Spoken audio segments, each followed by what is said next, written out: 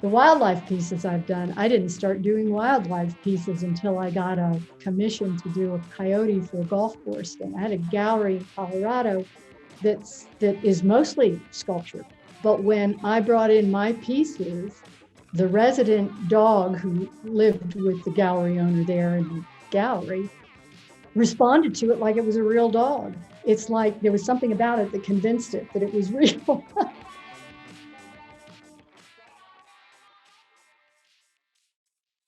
And that's when you started doing native subjects in your sculpture? From about that Yes, point? particularly women. Yeah. And maybe that's because that was my portal into their culture was more through the women like that. So, and because I so respect the powerful women, they're so respected in the Navajo culture for one thing. Right. They are. They're Uh, the grandmothers. yeah. They're the rocks.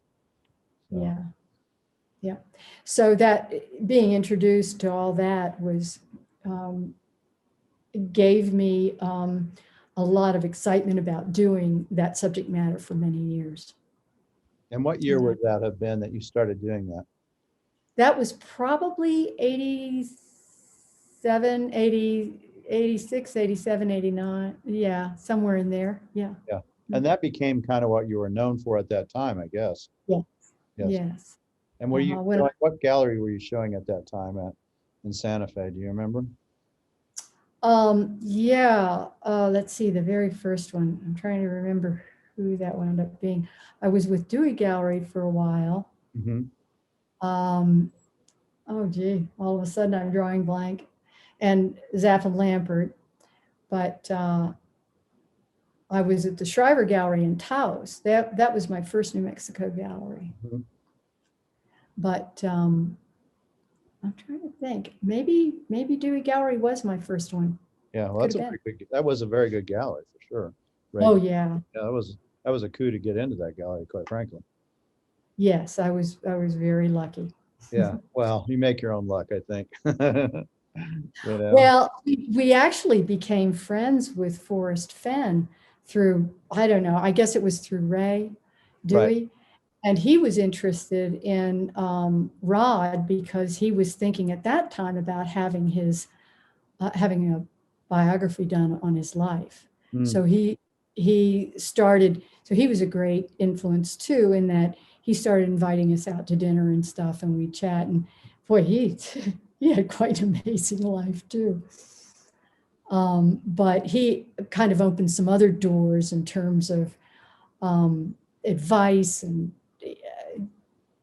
also just showing, oh my gosh, taking us into his vault and showing us some of these incredible artifacts that he had, things like that, that again got me very excited about working some of these interesting artifacts into my sculpture. And, you know, all those little things wind up influencing you.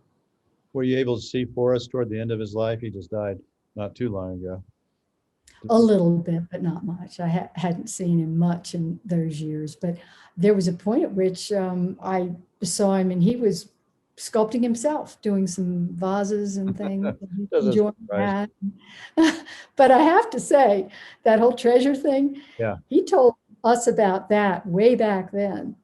Oh, really? You know, but, did he tell you before he ever did it? He said that's what he wanted to do. And he wanted to make it such that it was the clues that he left could only be figured out by someone like himself. That's interesting. How long before he actually did that did you know? Do you know? Well, it was back in the late 80s that we talked to him about. So, yeah, whenever it was, what has it been, a couple years now since, what was it, found last year, wasn't it? I just found it had a few months ago, actually, I think. A few months ago, okay. So when did he do it? 10 years ago? It wasn't that long. No, just 5 years ago or so. 5 years ago? Yeah, so that long. So he was talking about it 15 years before that or so. Yeah. Yes. That's interesting. Yeah. Well, that tells you right there, somebody should have looked you up, because you would have known that was really for sure he did it, because if he, if he was talking to you about it then, it was clearly in his mind to do it. Yeah. And so, maybe it doesn't mean that he absolutely did do it, but They I found think the it's treasure, a so pretty they darn did good it. chance. They found it. Yeah.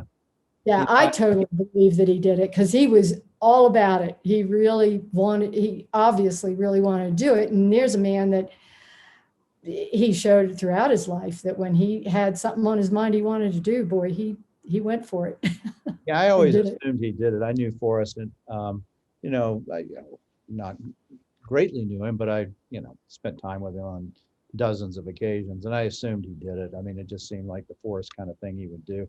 I never asked. It didn't Absolutely. matter. I wasn't going to go looking for any treasure, so Yeah. at all.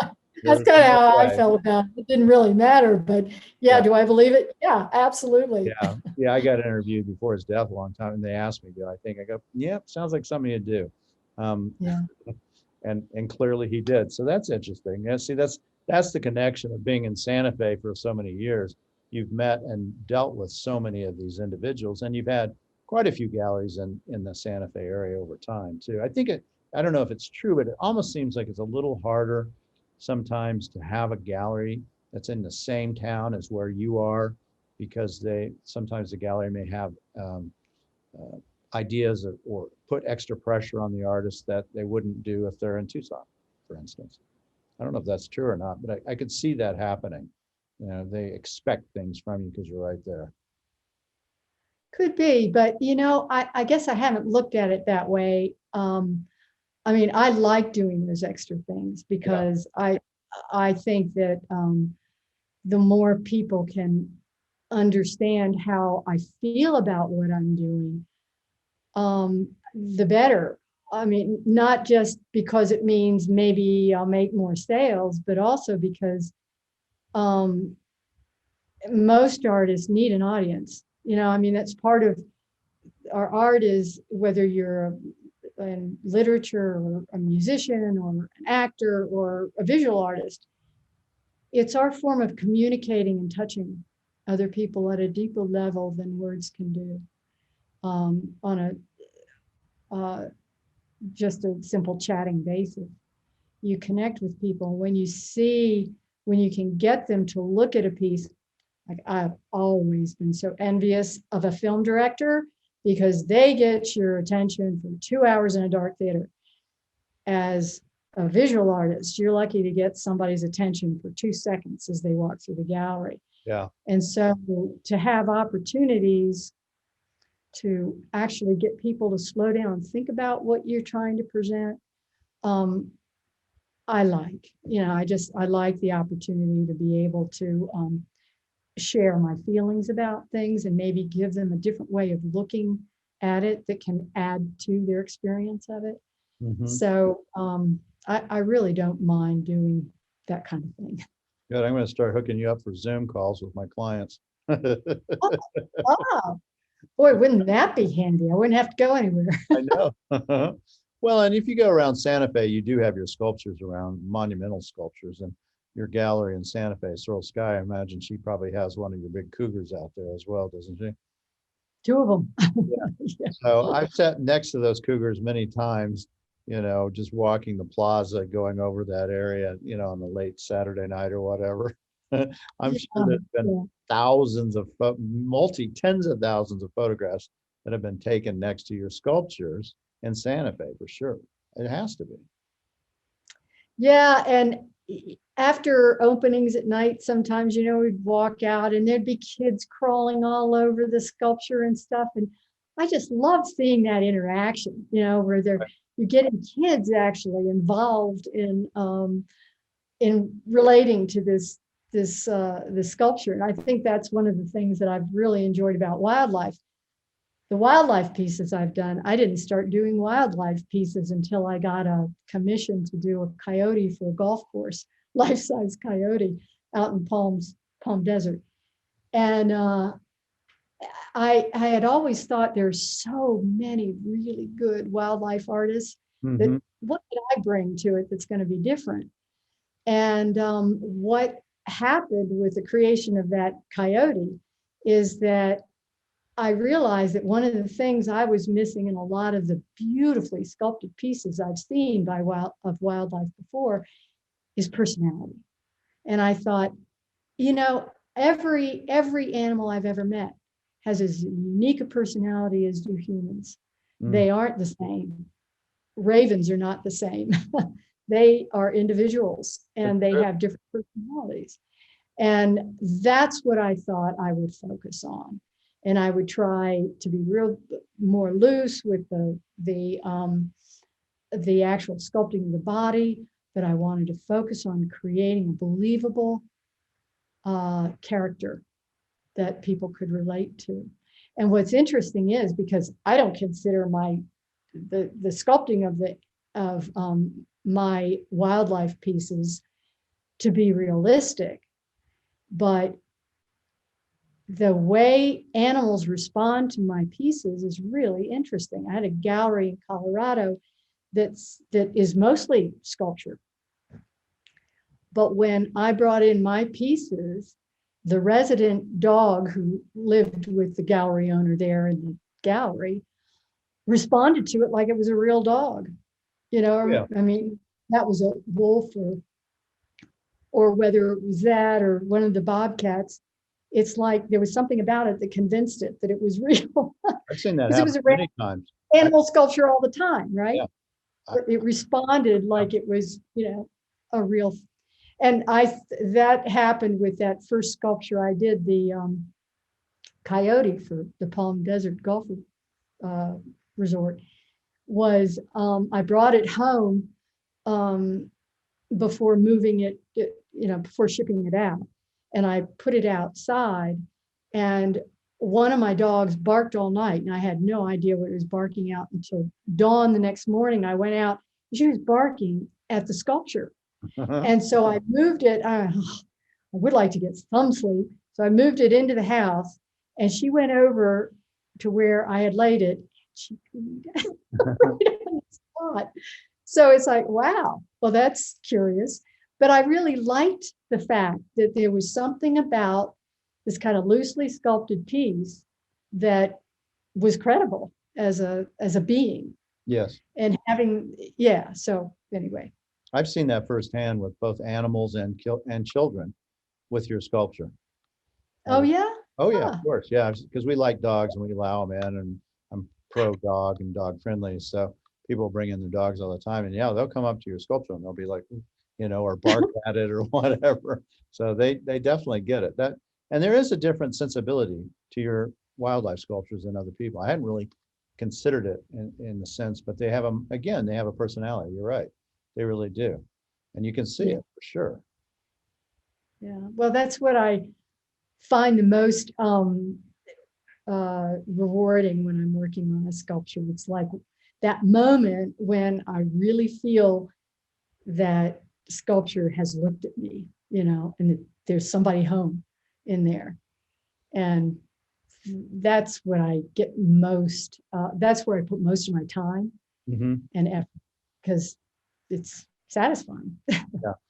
And do you use live, models as far as from any of that, go to a zoo or take photos or any of that kind of stuff when you're doing something? I will do that if I'm not familiar with their structure, the animal's conformation. Like when I started doing the wolf, I went to a wildlife preserve here where they live in these big open spaces, and you can watch them.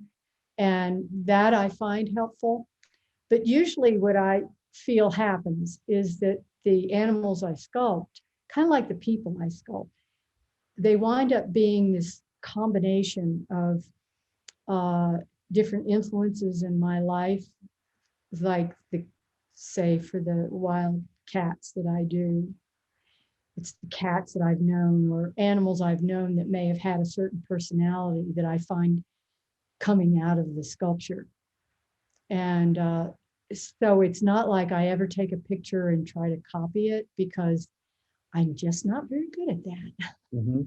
I do better if I let it kind of come out of some other place in me that is subconscious, because then it's a mixture of a real experience I've had with some being, whether it's an animal or human, that that comes out in my creating the sculpture.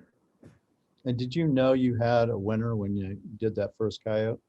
Did you realize I'm onto something or not? No, I just knew I liked it. Yeah. So that's why I decided, well, geez, maybe I'll do another one.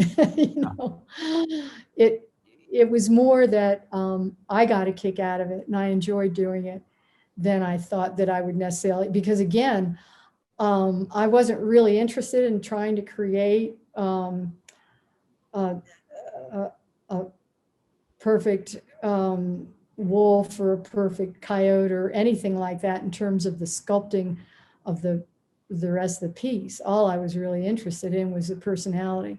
Mm. So I didn't know whether that kind of thing could find any. Yeah, audience. It wasn't that realistic, is the point. Right. Yeah. So, and the same is true with my ravens and my horses. Everything. I don't go after it trying to make it super realistic.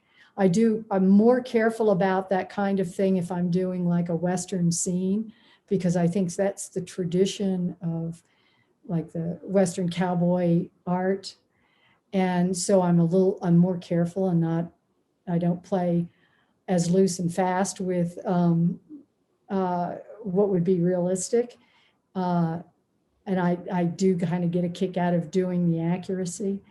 And I do, obviously, I know horses really well and conformation, but I still really get a kick out of doing the stylized and exaggerating and making it more loose and more impressionistic, I guess, or expressionistic, I guess you could call it, either one of those, depending on the style.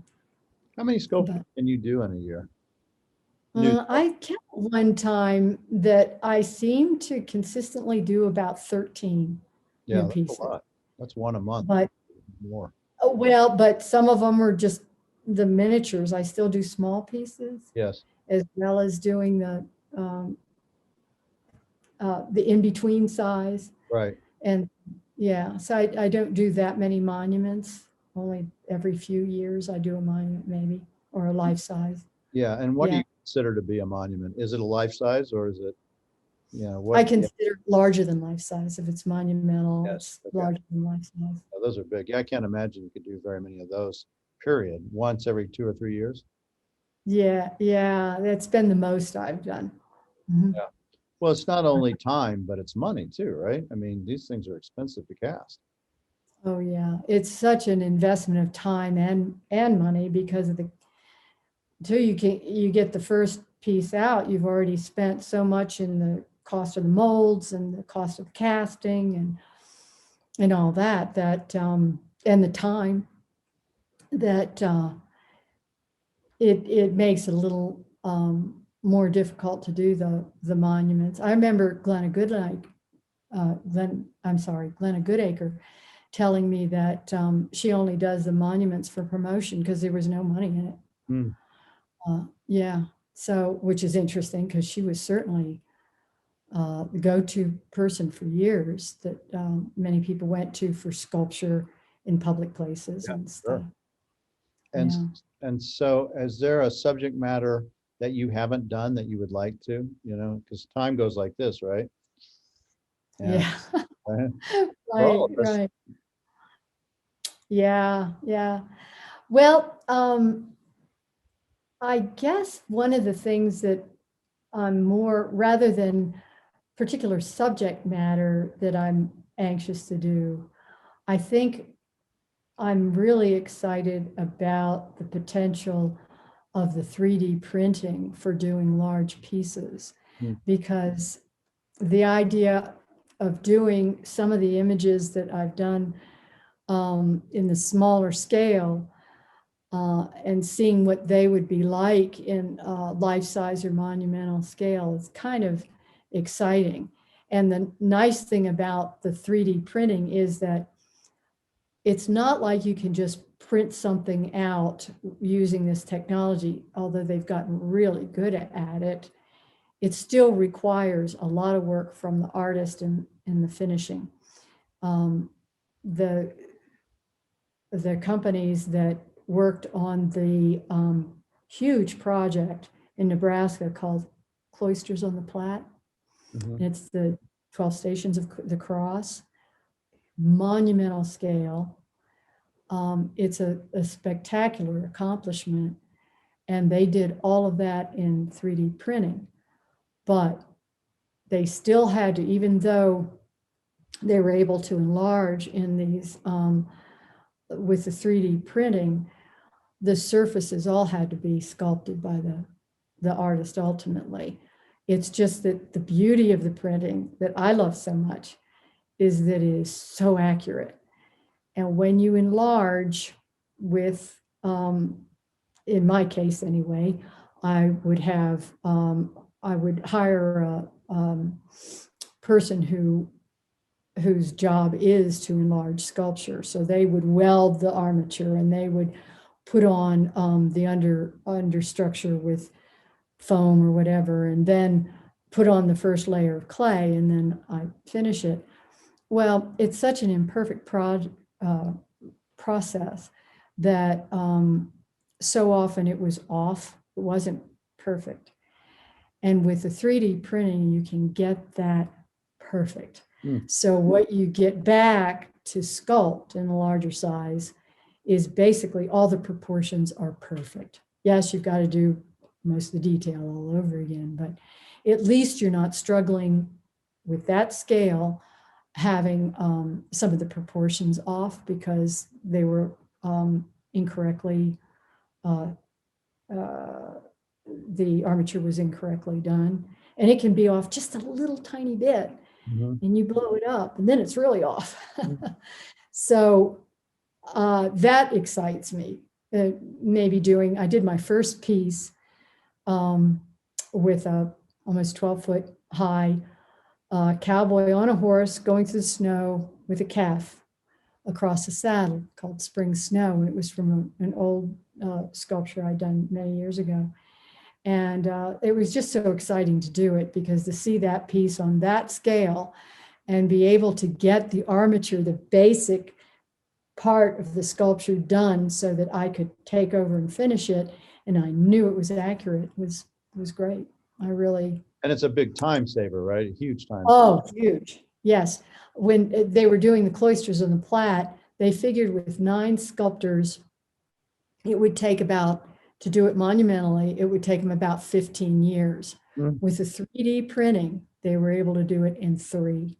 Oh, wow. And yeah, so it's huge. Now, it's not that it changes the cost, because the printing is very expensive, but the accuracy is what I'm excited about, is that it's so accurate. Do you have to worry about other people taking or knocking off your computer, your sculptures, using 3D, especially in places like China and things like that? They get a Star York, they take it and they can knock it off and do what they want. Exactly, different sizes. Yeah. Well, that's where the finishing out, it's not good enough to be a finished product. So they still have to have somebody good enough to finish it out. And so I think that's probably why that isn't a huge issue now, or at least I've not heard of people having that issue. I have had pieces knocked off from some of the workers in foundries before, but that was well before 3D printing. So it can be done on a different level. I didn't worry about it, because life's too short to spend your time fretting over that. You just move on to the next thing. But I can see how that could be a real problem if the 3D printing was more perfected and could be more precise in terms of the surface finishing. Yeah, well, even worse in some ways is if they knock it off and don't do what they need to do to make it look right, then they have your sculpture out there that doesn't look good. Right.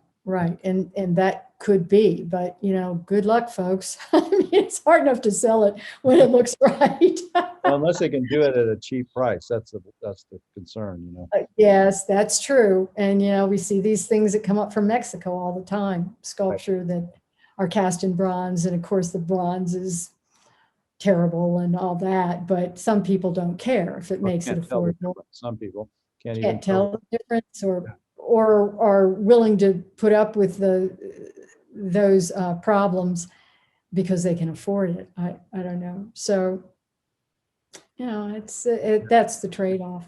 Yeah, it seems like anytime you have technology, there's good and bad with it, This Zoom is great. It allows us to Yeah. do what we do, but at the same time, we don't get to sit and talk across the table and maybe a little different sensibilities that I could pick up different feelings. Same with Sculptor. I think it sounds like potentially with the 3D, I could see this being an issue for some sculptors, maybe not yours, but I could see it. I could see it being a problem, Yeah. knockoff Yeah. stuff. Yeah. And so what are the issues about being a sculptor? What are painters have their own set of issues, but there's got to be certain things, just from lifting, if nothing else, just moving and creating and things like that. Do you find there's certain things as a sculptor that you really, have to deal with that other artists don't or are problematic for you? I think as sculptors, well, at least the only thing about my process that continues to be challenging is quality. No, we always want a certain quality, and that's why I want to be close to the foundry, because I like to check my sculpture at 3 different stages, Hmm. because there's we all have bad days. Right. And there can be people I've worked with for decades, and still they can have a bad day and not get it quite right. And I just think it's critical that I'm able to check everything and make sure that it's the quality that I want.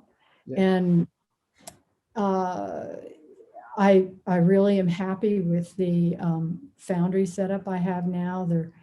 I think they're very good, very competent.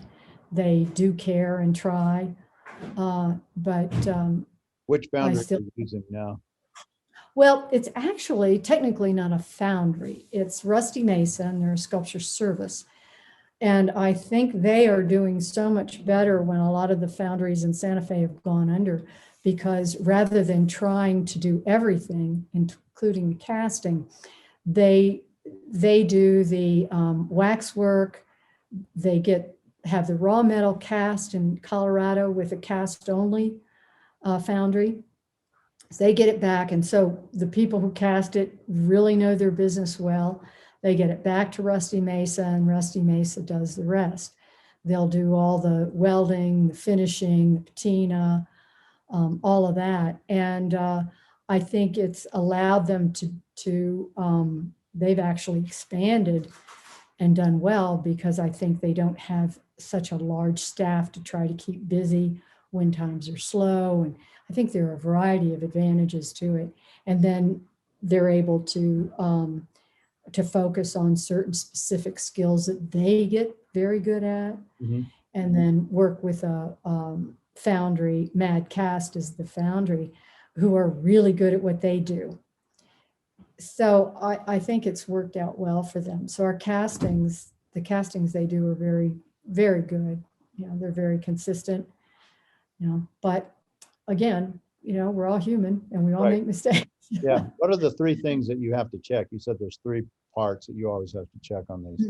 I check the wax. Yeah. So when they pour wax into the mold and extract them to be put from the mother mold to be put into a mold to cast the bronze in, which is destroyed each time, there is the wax chasing that has to go on, because when they pour the waxes into the mother mold, there can be seam lines and some porosity from bubbles and different things that have to be corrected.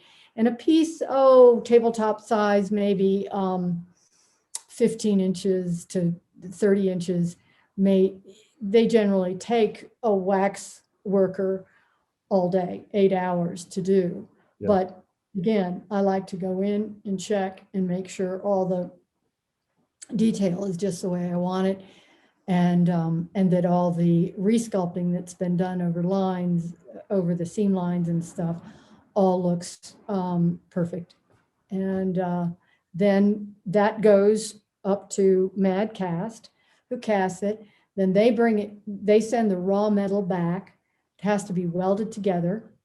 And so I like to go in and check the metal when the metal chasers have finished, because they do all the grinding and the sandblasting and welding and all that. So as you might imagine, there's room for mistakes, especially if, let's say, there was a lot of warping in the casting and they've got to make the metal fit another piece that they're welding together. Again, that can misshape a piece to the point that it needs some extra work, or it's a bit problematic. So I'll go in, and if I see something that doesn't look right, we work on it. But they're so good at it that they usually don't need to be told that. They figure it out. Right. But nonetheless, everybody has a bad day. So I find it's always prudent to check. And then the patina. So the last one is the patina. And again, patina is, if you're just doing the shoe polish brown French patina, it's not a problem. But if you're doing the amount of different colors that I like to put into to my sculpture, it's an inexact science doing patinas. And sometimes the chemicals that come in are not as strong. Sometimes bronze is an alloy. So it's a mixture of different metals, and it's not always exactly the same. Mm-hmm. So the metal may be responding to the chemicals differently than they did to the last bronze that was cast. So it's a bit challenging for the patina artist too, because it's not always reliable. But nonetheless, they do the best they can. I go in and see if adjustments need to be, there's always a range that I find acceptable. Mm-hmm. And they do their best to make it like the last one that I approved. And I will often work pretty closely with the patina artist on the first piece and an addition. And then sometimes I change my mind and decide to do another one. But it is, I think the good news and the bad news is that it is an inexact science. So every piece does have a unique patina, mm-hmm. Even if it's close, they're all a little different. And I do love that about it. And I do like experimenting on some pieces to change the patina and see what other things might be emphasized according to how we work the color or how strong a certain color is on it. So like I said, that's the good part and the bad part at the same time. Yeah, it always amazes me when a client goes, yeah, I want it to look exactly like that. If they want another one, I was like, well, you can't exactly have it exactly like that because it's art form unto itself, right? So it's not like printing a picture. Not yet. Yeah. So as we kind of finish up this podcast, what would you say to those artists out there that are considering to be in sculpture? And, maybe you could also describe, being a female artist, was that a little bit harder road, you think, to go than being a male artist? Well, I would say that I think it could be, but we're all such individuals that, though the gender issue could be an issue, I also felt that the amount of energy and the fact that I started out with a fairly decent business sense, that gave me an advantage over some male artists. Yeah. But so I think it can work out, at least in the time that I came along. Glenna Goodacre was already internationally known. She was amazing and led the way. But I have to say that I mentioned that the first gallery I was with was the Shriver Gallery in Taos, in the Southwest. And the first year I was with them, we didn't sell but maybe one piece to Frank Sims, who was also an artist. But then after that, in no time at all, I became their best-selling artist. And the owners had me to lunch one day, and they had purchased the gallery from um, Max Shriver, who had it going for many years. And he had told them when they bought it, don't bother with women artists, they don't sell. And so they didn't tell me that until it had been like the third or fourth year that I'd been their best-selling artist, that Right. they wanted me to know that that didn't scare them away from bringing my art in the gallery, and they were glad they did. So, I can't say that. I mean, I know that can be a block for a lot of people, but I would certainly encourage anybody who feels there could be a stigma against who they are, whatever that might be, to, just go forward with enthusiasm and excitement about it. And it's amazing how the world opens up when you do. Yeah. You know?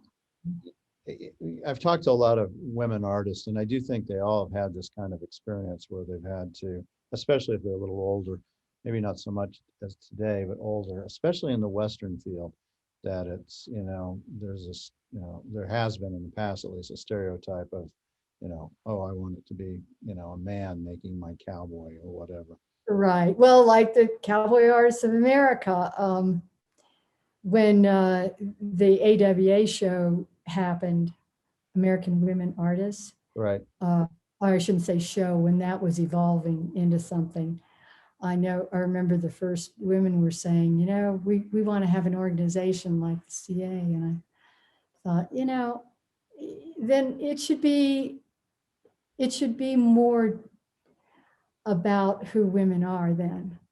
That's the male take on it, and that's fine. But we're women, and I don't want to make it because I was asked to be the chairperson. Right. So if I'm going to do this, it's not going to be like Cowboy Artists of America. We're going to do it in a way that I feel supports who women generally are. And I think women tend to be biologically more nurturing and more, we're just different after all. And I'm very grateful for the differences. Right. But I don't think there's anything, not only do I think there's nothing wrong with that, I think that's what we should celebrate. And that's what I wanted to do with the organization, is to celebrate who we are, is the feminine approach. Right. And just say, this can be quality too. We're just different. Yeah. Be better quality sometimes, a lot of times. I haven't thought about it, but I think most of my sculptors are women. Oh, really? Yeah. Yeah. Yeah. Interesting. Yeah. I do. I have the majority of them are women. Yep. I never let gender get in the way. I don't know. I mean, it's not something I even think about. And, from that standpoint, I literally go with what the artwork does to me, what makes me go, that's great. So that's funny. I've got more women sculptors, but wow. Really thought about it. And so as a sculptor, it's a hard road too. I think to me, it seems harder than being a painter. I don't know if you feel that's true or not, but it does seem. It does require, it requires a lot more upfront capital. Yes. And that's why it took me a long time to start doing larger pieces, because I could cast little tiny miniatures myself, but when I wanted to get bigger, because little tiny miniatures that I started doing, they almost had to explode with energy to be noticed. Whereas as I got bigger, I could make them much more contemplative and much more personality oriented, specific personality oriented, which is why I wanted to get bigger. And so when you start getting bigger, so do your upfront costs. Right. And that's always something to consider. But what has worked well for me in the past is doing the precast, because I can give a better price. It helps me cover my early costs, and then I can get it out there and make more sales based on the actual cost from the foundry than the precast pieces. But I think that's probably the biggest challenge, is that we have such high upfront costs. Right. And you have some precasts coming out right now, right?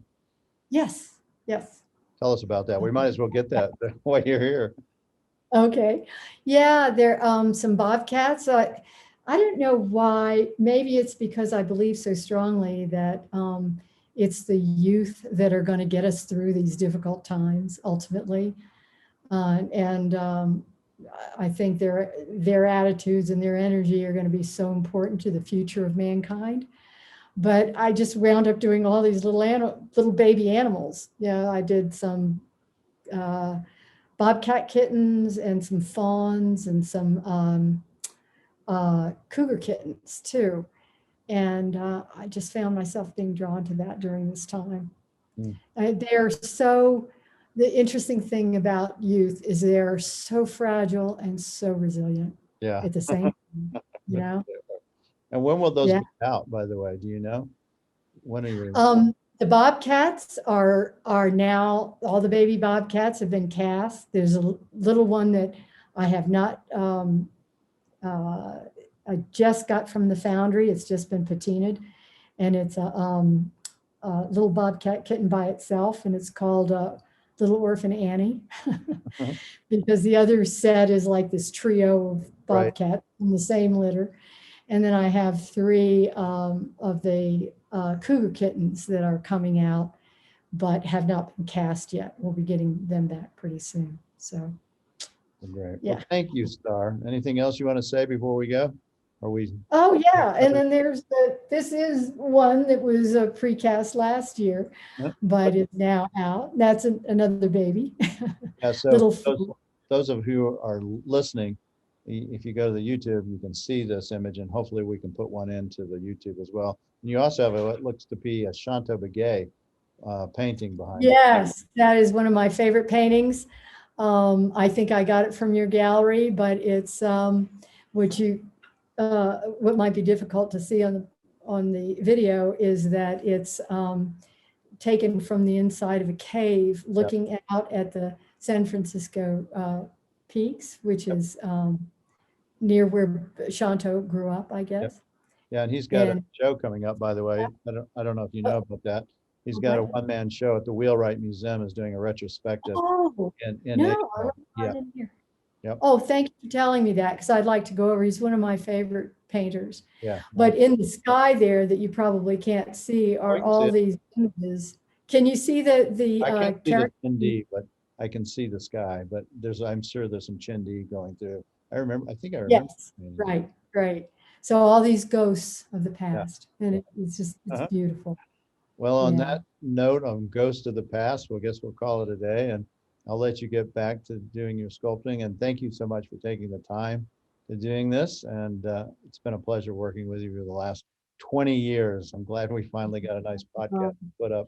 You have a really interesting story. Thank you, Star. Thank you, Mark. This was great fun. All right. Hopefully I'll get to Santa Fe in August. If I do, maybe I'll come up and bring my fishing rod and actually check out your Chama River and see if I can catch a few things. Please do. Oh, please, I will. Don't worry. Anytime. I'd love to see you up here. All right, Star York. Thank you so much. We need your support for the Medicine Man Gallery channel, so make sure to click the subscribe button and tap the little bell icon to be notified when we upload a new video, which we do every morning on Wednesday and Friday. See you soon.